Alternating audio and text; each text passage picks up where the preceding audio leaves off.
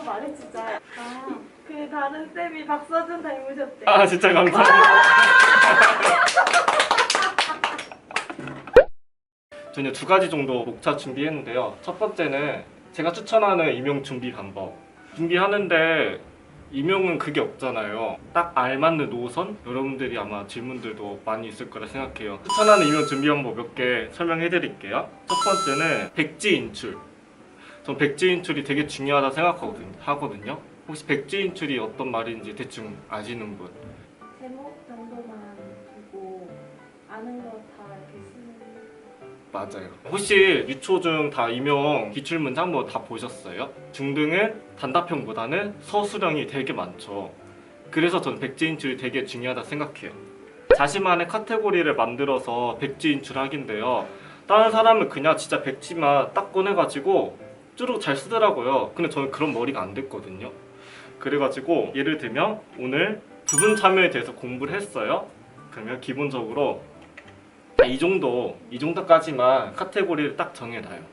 그러면 제가 부분 참여 정의는 뭐고, 장점도 뭐고, 유형도 뭐고. 근데 유형도 딱딱딱딱 끊어지는 게 아니라 거기서 또 정의나 장점이 다 있겠죠. 그래서 저만의 카테고리를 미리 준비해가지고 서술했습니다. 근데 이렇게 쭉 하다 보면 언젠간 10월 말 지적장에 하나 두고 백지 인출할 수 있게 되지 않을까요?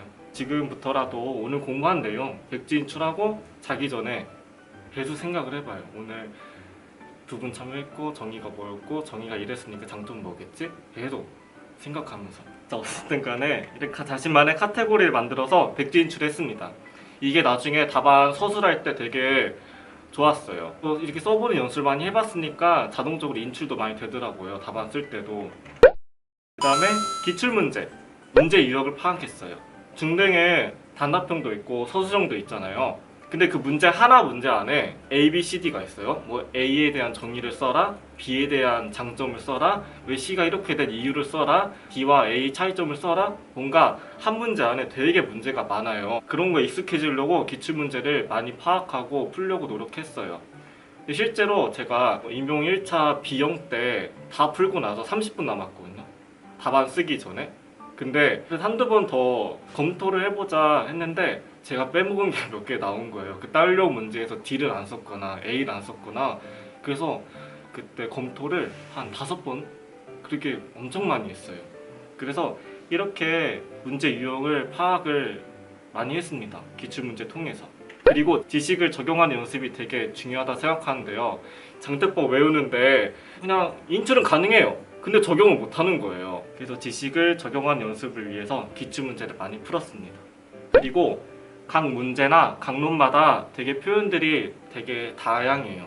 예를 들면 어떤 책에는 어떤 문제에는 여과된 활성화 전략이라고 써져 있어요. 근데 또 어떤 책이나 강론책 보면은 평균 활성화 전략? 되게 같은 의미인데 되게 다르게 단어가 표현된 경우가 많거든요. 근데 여러분들이 여과된 활성화 전략만 알았어요. 근데 문제에는 평균 활성화 전략으로 나왔어요. 그러면은 내가 이거 아는 지식인데도 다르게 단어가 표현됐기 때문에 모르는 거예요. 그래서 문제나 강론 보면서 여러 가지 표현들을 많이 봤어요. 그리고 이전 기출 문제가 또 나올 수도 있어요. 실제로 제가 시험 보기 며칠 전 장특법이랑 특과정 기출 문제를 몇 번 계속 풀었어요. 근데 그 문제가 또 나온 거예요. 그래서 운이 좋게 이전에 나왔던 문제를 제가 또 파악을 해가지고 실제 시험 현장에서도 썼답니다. 가끔씩 기출문제를 분석을 해야 하나요? 라고 질문이 많이 들어와요. 사실 초수분들은 교생도 있고 이제 졸업 준비도 해야 하고 그 4학년 강의들도 많잖아요. 그래서 강론 볼 시간도 부족하고 기출문제를 분석할 시간도 부족해요. 그럴 때 강사님을 활용하는 거죠. 강사님이 분석을 잘 해주세요. 강사님이 분석해준 자료를 보고 공부를 했습니다. 그럴 시간이 없거든요. 그리고 모의고사. 모의고사는 8월 달에 하는 모의고사가 있고 9, 10월 달에 하는 모의고사가 있어요. 8월 달에 하는 모의고사는 요즘 코로나라서 그렇게 안 할 건데 현장에서 하는 모의고사가 있고 비대면을 하는 모의고사가 있어요. 이건 약간 일회성처럼 임용고시 학원에서 하는 건데요. 9, 10월 달 모의고사는 인강 커리큘럼 자체가 있을 거예요. 두 개 다 추천하는데요. 이유가 뭐냐면 첫 번째는 현장 분위기. 대면일 경우에는 좀 적용이 되는 건데요. 고등학교 때도 쪽지 시험과 중간고사는 분위기가 되게 다르잖아요. 이 현장 분위기, 억압되고 되게 긴장된 분위기에서 제가 한번 풀어보니까 내가 아는 것도 못 풀겠고 모르는 문제인데 내가 아는 것 같고 되게 혼란스러웠거든요. 근데 여러분들이 이런 분위기에 익숙해지면 좋겠다 생각해가지고 모의고사를 꼭 봤으면 좋겠어요. 그리고 제한 시간 내에 답안지 쓰는 경우, 이거 되게 중요하다 생각해요. 그 제한 시간이 문제만 푸는 시간만 주는 게 아니라 답안지까지 쓰는 시간까지 포함된 거잖아요. 그래서 제한 시간 내에 답안지 쓰는 경험이 되게 많이 있어야 한다고 생각을 해요. 그리고 음식, 점심 식사. 여러분들 혹시 실제 시험에서 점심시간을 준다고 아시나요? 아니면 안 준다고 아시나요? 정답은 안 줘요. 이게 중등 시험인데 초등은 좀 다를 수 있어요. 생각보다 40분이 짧아요. 이 40분 때 사람들 보통 뭐 하냐면은 복도 가서 간식 먹기도 하고 자기가 가져온 요양 노트 같은 거 보기도 하고 되게 다양한 걸 많이 하신단 말이에요. 되게 긴장돼 있거든요. 그러면 소화기관이 되게 긴장돼 있기 때문에 탈나는 음식 먹으면 진짜 큰일 나요.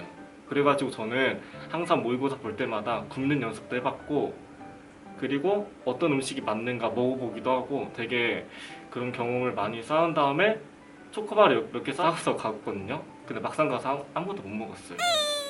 그럴 만한 정신도 안 들고 배고픔도 안 들고 너무 긴장이 돼가지고 그래서 여러분들이 모의고사 보면서 굶는 것도 연습해보고 어떤 음식이 맞는가 잘 싸가셨으면 좋겠어요.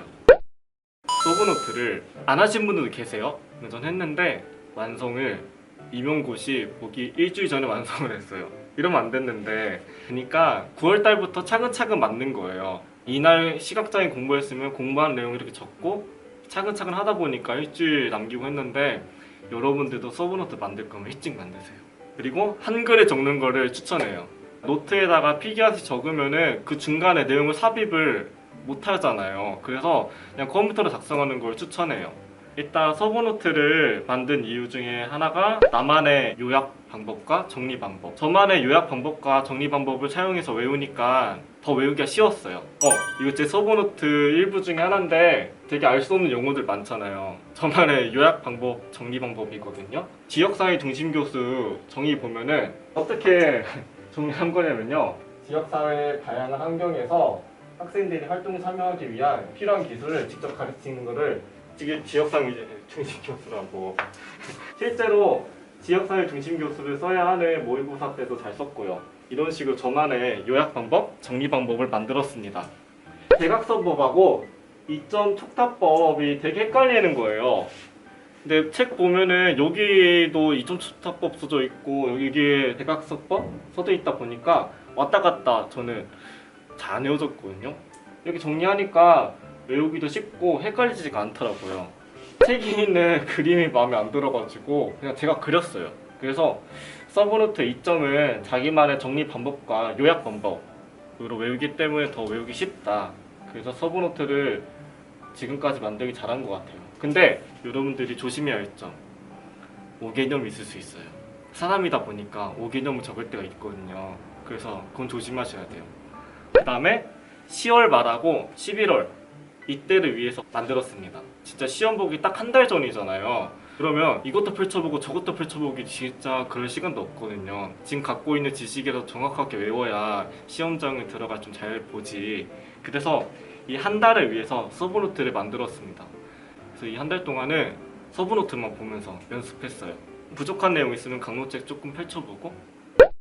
아까 서브노트 만드는 거 말씀해 주셨는데 네. 남의 거 쓰는 거랑 자기가 직접 만드는 거랑 뭐가 더 좋은지. 일단 내가 직접 만든 거면은 내가 어떤 의도로 이거를 적었는가 알잖아요. 그리고 또 공부하면서 쓰는 거기 때문에 저는 서브노트 만들 때 인출하듯이 했어요. 그 다음에 이 지식이 맞는가 다시 검토하고, 그러면 여러분들이 서브노트 만들면서 인출하는 연습도 되기 때문에 지식이 더 빨리 들어오겠죠? 근데 개인적으로 다른 분들 서브노트 참고하는 것도 나쁘지 않을 것 같아요. 왜냐면은 서브노트도 정석이 없잖아요. 참고해서 만드는 것도 나쁘지 않을 것 같아요. 그리고 강론? 요즘 강론 여러분들 볼 생각 있으세요? 힘들죠? 강릉 서적 보기 힘들잖아요. 왜냐면 우리는 방학하기 전에 그래도 2학기 때도 수업이 있잖아요. 그래서 강사님의 강론 자료를 많이 활용했어요. 그 점자 꼭 보셨으면 좋겠어요. 점자는 미리미리. 전 늦여름에 시작했어요. 여름 초여름에 시작하길 바랄게요. 왜냐면은 저 시험 볼 때 점자가 되게 많이 나왔거든요. 한 문제에 쭈르륵 딸려온 문제 아세요? 그 문제였거든요. 전 다 맞았어요. 점자를 나름 준비를 많이 했거든요. 점자도 책마다 다른 거 아시죠? 내용이, 규칙들이. 그래서 강사님이 바이블이라고 말해준 점자 강론이나 그 지식들을 토대로 해서 서브노트에 정리를 했어요.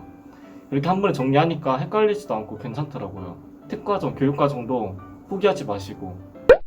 언제 시작하셨어요? 아. 공부를? 일단 약간 맛보기로 한 거는 3학년 여름방학 때 기본이론을 그냥 쭉 봤어요. 그때 외우기는 어렵잖아요. 그때는 학교 공부도 많고 4학년 되고 2월 달부터 본격적으로 시작했어요. 각 잡고. 다들 근데 4학년 초 때 많이 시작하는 것 같더라고요. 공부를 어떻게 하셨어요? 나중에 여러분들이 한 하반기쯤 되면은 하루에 한 장의 영역을 복습할 수 있을 거예요. 저는 복습 어떻게 했냐면은 예를 들면 오늘 한 장의 파트를 끝냈다. 그러면 카테고리 만들어서 백지인출도 하고 기출문제 풀었어요. 유형이 뭐 정보 싸움이다 약간 이런 이야기가 있잖아요. 자, 정보의 유형은 되게 다양하죠. 예를 들면은 어떤 교수님이 들어간다. 이 교수님 이 책을 썼다. 근데 이 책에만 있는 내용이 있다. 이런 정보도 있고 또는 여러 강사님들을 통한 자료들. 그래서 보면은 교환도 많이 하긴 해요. 이게 말이 다 달라요. 나는 정보를 많이 얻어가지고 이렇게 수월하게 잘한 것 같다. 아니 나는 그냥 하나라도 똑바로 해가지고 잘 된 것 같다. 저는 후자에 속했거든요. 저도 불안했죠. 얘는 이것도 알고 저것도 안 해? 초수니까 하나라도 제대로 하고 가자라는 생각에 강사님만 죽으라 파고 들어갔어요. 그래서 너무 여러분들이 여러 사람 말 휘둘리지 않고 자신 갖고 잘 하셨으면 좋겠어요. 정보 싸움은 선택입니다. 선택사항. 필수만은 아닌 것 같아요. 저 같은 합격자들도 나오니까. 경직률이 중요한가요? 커트라인이 중요한가요? 개인적으로 커트라인이 중요하다고 생각해요. 왜냐하면 경직률이 낮아요. 근데 생각보다 커트라인이 좀 높아가지고 내가 거기 못 미쳤어요. 그래서 커트라인이 제일 중요하다고 생각해요. 뭐 교단이 아니더라도 여러분들이 바라시는 일 했으면 좋겠어요. 네, 감사합니다. 감사합니다.